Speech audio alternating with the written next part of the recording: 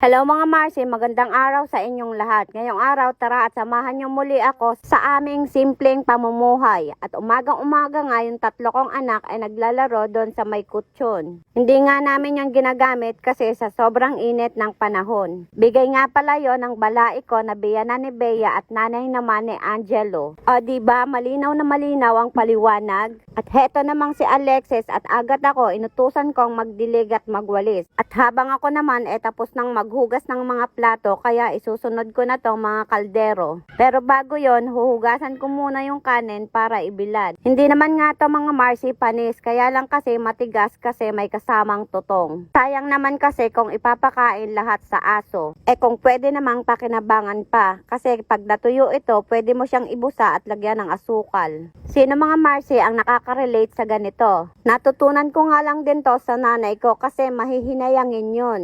Yun nga lang, hindi umasenso. Siguro guhit ng palad yun. Naniniwala ba kayo mga Marcy sa guhit ng palad? Comment naman dyan. Ako kasi mga Marcy hindi. Ang paniniwala ko kailangan magtrabaho ka, kumilos ka para umasenso ka. At syempre kailangan tinutulungan ka ng kapartner mo sa buhay. Oo nga, subsob ka sa trabaho, pero kung ikaw lang naman ang kumikilos at hindi ka tinutulungan ng kapartner mo sa buhay, useless din. Hala, ang dami ko na namang sinabi, nakalimutan ko na namang sabihin na bumili nga pala ako ng ulam sa kanto. At pagkatapos nga, dumiretso na ako dito sa Giant Mart para bumili uli ng mga ilang perasong gagamitin sa loob ng bahay. Siyempre, kasama ko na naman si Stephanie ko. At hayan nga kung ano-ano na naman ang kinukuha niya. Natatawa pa nga ako dyan kasi pinilit niyang abutin yung ice cream sa loob ng freezer. At heto nga, hindi pa na ipapunch, gusto niya nang kainin. Mabuti na nga lang mababait ang mga cashier dito. At nung nabayaran ko na ang aking pinamili, lumabas na rin kami. Habang si Alexis ko naman, hinutusan kong bumili ng sabon ng kanilang ate. At heto, natatawa pa nga siya dahil binibidyohan ko pa raw.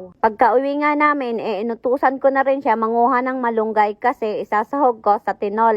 Pinapagpag ko nga muna bago ko himayin. Baka kasi may something. Alam nyo na yun mga Marcy kung ano yun. Heto, for the himay-himay lang ako. Nung natapos nga ako maghimay, naalala ko bigla yung pasalubong sa akin ni Mitchcon. Kaya ininit ko na. At heto nga, nakasalang na siya. At masarap pala talaga siya mga Marcy kapag mainit dahil malambot. Totoong malagkit nga pala mga Marcy ang nasa loob niya. At hinaluan siya ng niyog or malakatad na niyog. Basta, yun ang tikim ko. Anong tawag sa inyo nun mga Marcy? Kasi ako hindi ko alam. Kasi naman first time ko nakakita ng ganon. Pero yung lasa sa loob hindi ko naman unang beses na natikman para kasi siyang may kalasa nakakanin. Na nakalimutan ko rin naman kung ano ang pangalan. Ay talagang makakalimutin na ako. True naman yon mga Marcy. Marami na akong bagay na nakakalimutan. Kaya nga minsan niloloko ako ng mga anak ko na ulyanin na raw ako. Pero ano ang gagawin? Doon talaga tayo papunta sa pagkatanda. Balik na nga tayo dito sa aking niluluto na imekos ko na't lahat-lahat, hindi pa rin ako tapos sa aking kwento. Ang daldal talaga ng Marcy ninyo, no? Hala, eto na nga at diretso na natin ang ating niluluto. Ayan nga, kumukulo na ang aking tinola. At inaalisan ko na siya ng bula-bula sa ibabaw kasi sabi nila yung mga bula daw is yung dumi. I mean, dumi daw ng karne. May daw pa ako para namang hindi ko alam na yun talaga yun. At habang nakasalang naman yung aking niluluto, bigla naman dumating yung magtutubig. Umorder nga pala ako ng 5 galon. Pagkatapos naman nun, binalikan ko na rin itong aking nilulutong tinola. At heto nga, inilagay ko na yung sayote. Heto nga, at hinahalo ko na nang magpantay yung luto ng gulay. Syempre, wala pa dyan ng malunggay, kaya isusunod ko na siya. Hindi ko nga lang inilagay kaagad kasi nga malalabsak. Pero bago ko ilagay yung malunggay, ilalagay ko muna itong sili.